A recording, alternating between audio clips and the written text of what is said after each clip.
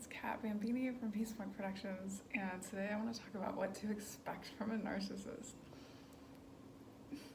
Don't expect anything except things to be not what you expect. I always leave these in by accident.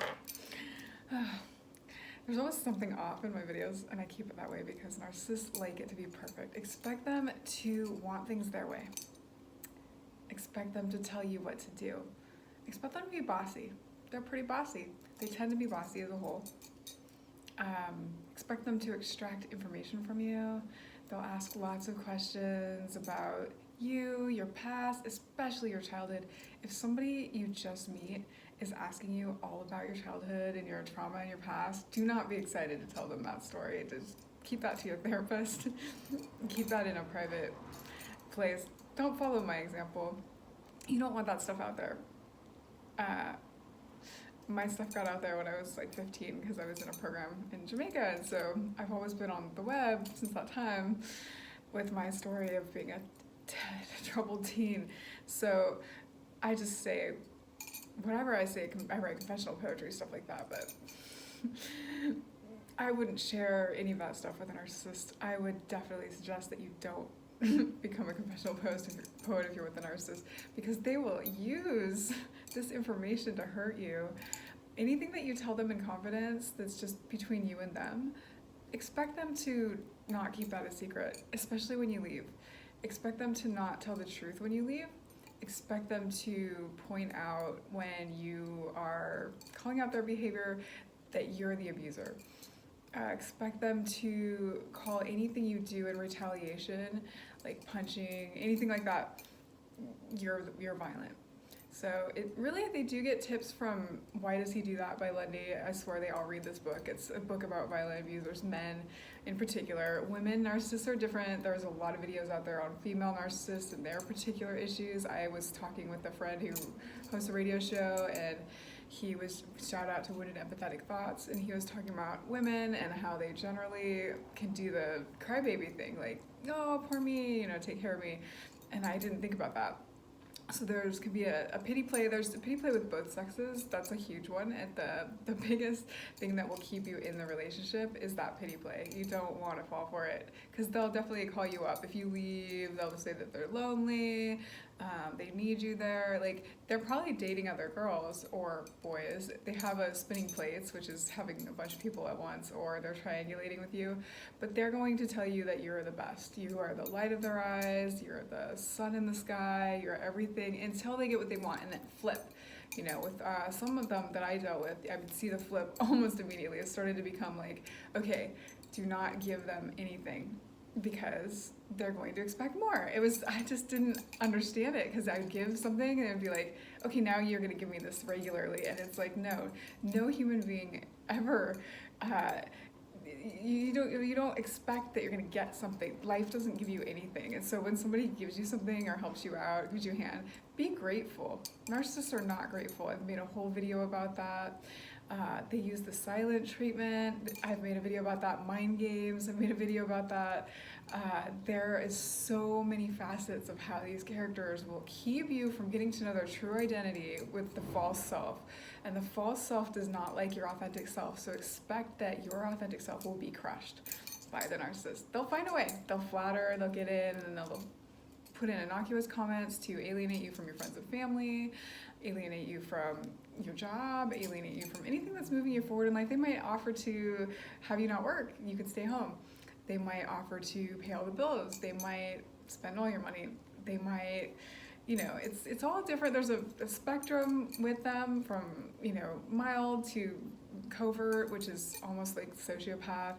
And just the behavior in itself is sociopathic to me. It's different. I'll say that cluster B personalities are 3 distinct personalities: sociopath, narcissist, psychopath. And I could talk about them all on here, but we're generally talking about narcissists because I have so much knowledge, and I've also worked on these traits in myself, having learned them growing up, just having the tools to work with them. And I'll often suggest books and tips and ways to keep yourself safe from these people.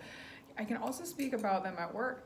I've had quite a few that I've worked with. I've noticed that what they do is they sidle up alongside you, and they do ask a lot of questions.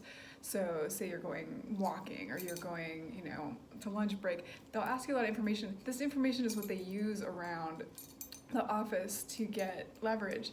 So be very careful what you're sharing with people you don't know very well in your office, office mates, work buddies. Later, you'll notice that they're self-aggrandizing. They tend to want to be in the spotlight. Not necessarily. There's some that are like the humble kind. They like to keep it on the DL. They seem like really nice guys. It's really hard to believe that they would ever do anything bad. Those are the hardest, I think, in my opinion, because they have this nice guy thing. There's actually a meditation on YouTube called the Nice Guy Meditation, and it talks about how to get yourself out of this mindset that you're a nice guy when you're actually not, because a lot of men, I think, have this like dichotomy going on where they're like, I'm a nice guy, but yet I treat women terribly because I'm in the patriarchy. That's just how we do. I never thought about it before, and I didn't have to, so now you do. Anyways, that's my little 2 cents there. Just full of spitfire vinegar today. Just kidding. So what to expect from them is just expect nothing. Expect nothing, but expect a lot of complicated jumble. Expect things to be very complicated, difficult, erratic, irregular. Sometimes you'll get future faking. Sometimes you'll get fantasies about everything being good. Notice that there might be a piggyback of this wheel of back and forth. Things are really good, love bombing, then they're really bad. That cycle can get very quick towards the end. It is usually what causes people to want to leave, in my opinion, is that rapid cycle of back and forth, because there's no long honeymoon phase anymore of the love bombing. I haven't made a video on that yet, a recent one. I had to take down the other one for many reasons. So I'll make a new one, most likely. But love bombing is what they do when they just attack you with love.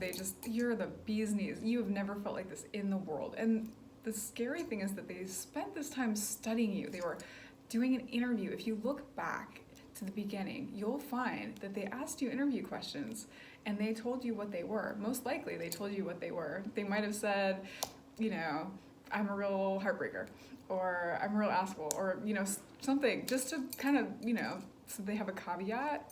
So when they do kind of turn into Jekyll and Hyde, they don't have to take accountability, because they don't like taking accountability. They love projection. They will project whatever they're feeling, doing, saying onto you. They're not good at intimacy or feelings. Again, like I said, in the core years when they were like between 1 and 4, they decided to build a false self. And it wasn't, people say decided, they were a child. So most likely it was a trauma response. It may not have been, it may just be the way that they decided to adapt to the world.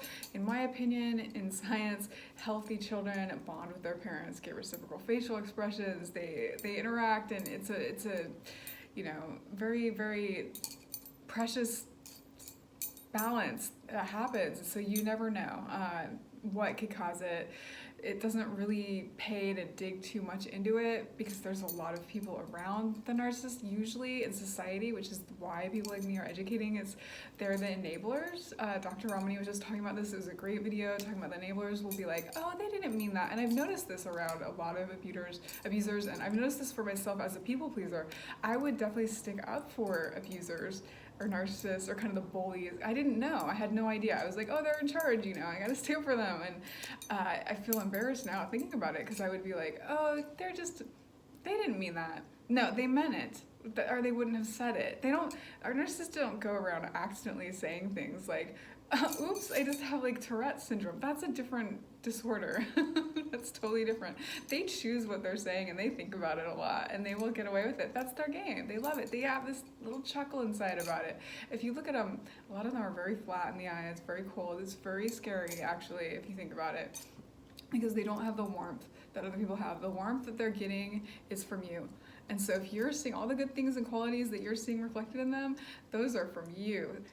Boom, like get a mirror up and look in the mirror and tell yourself that you're amazing, because that narcissist is just reflecting you back to you in the beginning, and then using that information to make your life a living hell. And I could just go on for another 20 minutes. I'm sure you could too in the comments below, just things people have done. Be nice though. We don't want to shred people, even the narcissist. This is not, my form is a little different here because I don't want people putting people down. I want to learn healthy solutions to get over these things. And so you can talk about things that happen and but not that bit, like whatever. I do use potty language, I say fool, stuff like that, but we're gonna definitely be very polite, even to the narcissist, as if we are all in a classroom together and you have to sit with them, because they're gonna come up and read these comments, so it's not necessarily 100% safe here, and I'm gonna make it as safe as I can with YouTube and making sure the comments are safe and everything. But as people are starting to come along with the channel and watch more,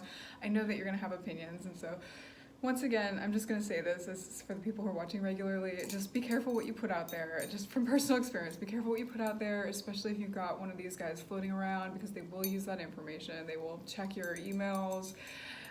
They're really good spies, they're good stalkers. They definitely love to play that game of stalking, where they like stalk you and then they will ask you a question about what they're stalking on. They already know the answer, but they're gonna ask you the question to see if you know that they're fooling you. It's just they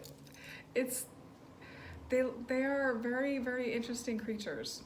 Very, very interesting creatures. They're humans, so be respectful, but get away with don't work with them willingly. If you start to see all those red flags that I've mentioned, you see somebody kind of take the spotlight or put you down or asking a lot of personal information at work, like even your boss. And I worked in business. I took MBA classes. You do not have to tell your boss all this personal information about you. A lot of people do this in the office, and you do not. You have an HR department usually for a reason. It's to protect the company, but it's also there to document. So if something happens, you can go to them. You don't have to tell them about your private life. So if you have a narcissist at work, you don't have to tell them this information. Get somebody else to help you if you can't stand up to them on your own. It's okay. You don't have to stand up to bullies on your own. I always thought you had to, you have to go duke it out with the bully. No, you want to be strategic, right? So you want a group of people who knows what's happening. So talk about it with other people. Make sure that it doesn't go around, you get the gossip cooler. You might have to be a little more strategic about it, a little more fly on the wall before you can find out how to address it. I've had these happen in a couple different offices, and I've had to address them in different ways. Usually the strategy was to let everybody know kind of what was going on without calling the person a narcissist, but just saying, this is happening with this person, or just me knowing that I couldn't tell that person information, which is so hard for me, because I'm like, nah, here's my whole life story. I just grew up Mormon. I confess everything. Here, have it all. Let's go do a Catholic priest. I worked at a Catholic college. Let's confess everything. It's just kind of a habit, so I think some of us are like that, where we're like, blah, and it's not a bad thing. If you can't keep it in, just know that some people are going to use that information. You don't have to walk around being scared, but some people will definitely use that information against you. I made a career out of just telling all the information I can, because otherwise there's going to be a lot of slander, and you gotta lean into it. You gotta put yourself out there and do the best you can. And what to expect from narcissists is that they will not help you with that. I did one just called Narcissists Are Goal Blockers. It was very short, but it just came to me. The universe they will block every goal. I'm gonna, with some critical thinking, I'm gonna add, not every goal. A lot of them can be team players at times, blah, blah, blah, blah, blah. There's different, situations and scenarios. They could fake it along, but generally I have found, no, they don't want you to meet the goals in your way. They don't want you to meet the goal at all. They don't want you to do anything that would take you away from them, because they need you. They need you. You're their cloak against the world. So that's what they're using you for. And you don't want to be that. So just, don't be a cloak. And if you have any questions, put them below. If not, have a good day. Namaste.